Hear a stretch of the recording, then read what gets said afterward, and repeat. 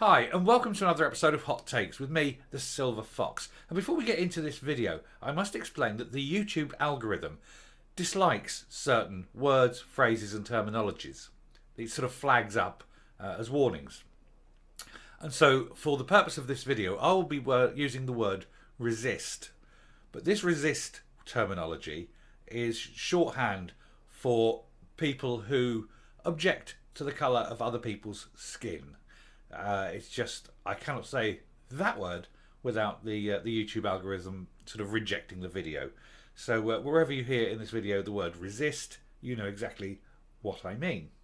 Now, let's get on with the video. Britain has been accused of being institutionally resist. Often claims are made that white people have the benefits and that black, brown and Far East Asian people seem to be lesser in Britain. This is quite plainly wrong. One only has to look at the results of white working class boys to see it's wrong. But it's often claimed that the police are resist and that the courts are resist and etc.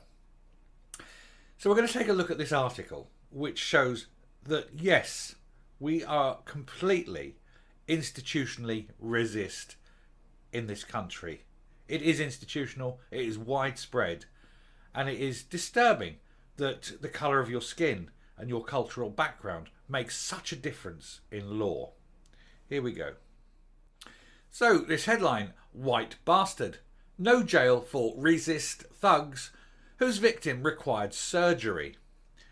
Two South Asian men, that's the mainstream media speak for Muslim, participated in a resist gang attack that left the victim needing surgery, and they've been allowed to skip prison by a British judge. If you attack someone so fiercely that they actually require surgery, you should be in prison. And I guarantee if I would have done that, I would be now in a cell. 23-year-old Irfan Amjad and 20-year-old Fahim Shukat were convicted of participating in a and sustained attack against a white victim in Manchester. At one point, the gang struck the victim so hard in the head with a glass bottle, it shattered. They then used its jagged shards to attack him, cutting open his head and leaving him with a serious wound in the calf muscle of his leg that required surgery, according to the Manchester Evening News court report.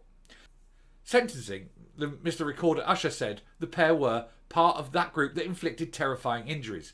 He thought he was going to die, adding that their victim was minding his own business and someone in your group decided he wasn't welcome where you were and made a resist remark to him. You two joined in and neither of you had to. What then followed was a serious and sustained assault that both of you took part in. The resist remark in question was, "You white bastard, we don't want to see you around here again."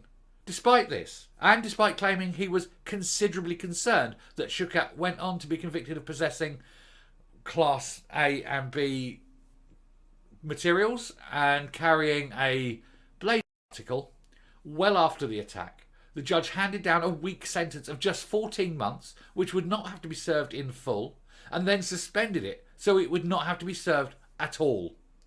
Amjad received 24 months, also suspended, with Mr. Usher, Recording Usher, letting him off because he supposedly lacked maturity at the time of the attack and has a realistic prospect of rehabilitation, and this could not take place in a custodial setting.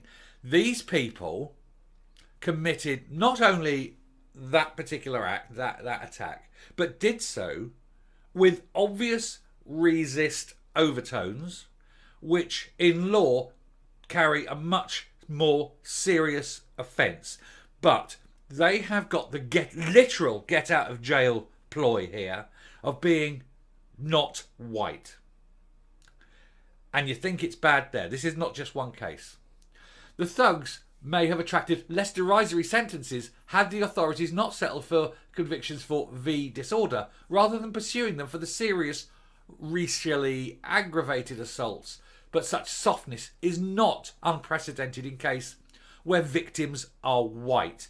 The authorities in this country, the judiciary in this country, do not prosecute non-whites for attacking whites in the same level as if it was white people attacking non-whites. Why is justice one-sided? In 2019, for example, a 20-strong gang of South Asian heritage, quote, Muslim, launched a shocking attack on 3 tree surgeons they excoriated as white bastards who were in their country, namely Rochdale in England, which saw the principal victim, a teenager, have his rib cage carved in and his hand removed with an axe. It was not treated as resist, which would likely have attracted heavier sentences under English hate crime law. Yeah, the guy is attacked so badly he nearly dies. He has his actual hand removed, while these people are saying white bastard, and it's not treated as a resist attack. Why are the courts in this country, why is the whole judicial system of this country so resist against white people? If a white gang had done this to someone who wasn't white, you guarantee they would have got the full lacking of the law. They would be in jail for 20, 30 years at least. There is an awful disregard for the law here. Why is it not being applied equally?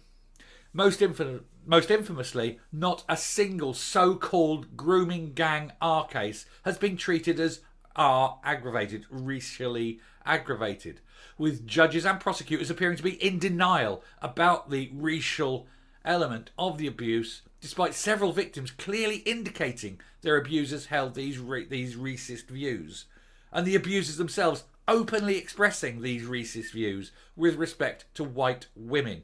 And yet again, oh, brown people, black people, they can't be racist in English law. Well, that's bullshit. And the judges who are not applying the law fairly and evenly, they themselves are guilty of this same crime. We need to make sure every judge who hands down a sentence where there is obvious racism and where the racism is against whites and they don't prosecute it that way should no longer be judges. They're unfit for their office because they are not putting the law fairly in this country. Yes, this country has got institutionalized racism. It's a shame. It is appalling. And they're doing nothing about it. And nobody is highlighting it. Why should I have to suffer less justice simply because of the colour of my skin? I'm going to finish now and come up. Let it never be said that this country has a fair judiciary. It clearly doesn't.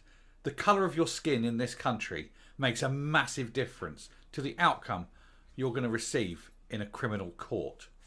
If you're white, you are not going to get the same level of justice than if you're not white. This is because the judiciary, the authorities, everyone is bending over backwards to show how not racist they are. And they're doing this by being incredibly racist. There's no denying it. The evidence is there. Just ask why. Just keep asking why and keep fighting it. Thank you for listening. If you like what you're seeing here on the channel, please hit the subscribe button. If you haven't already, ring the bell for notifications of future output. Leave a like, leave a comment, please share the video. And until next time, stay safe, stay well, don't break the law, and goodbye.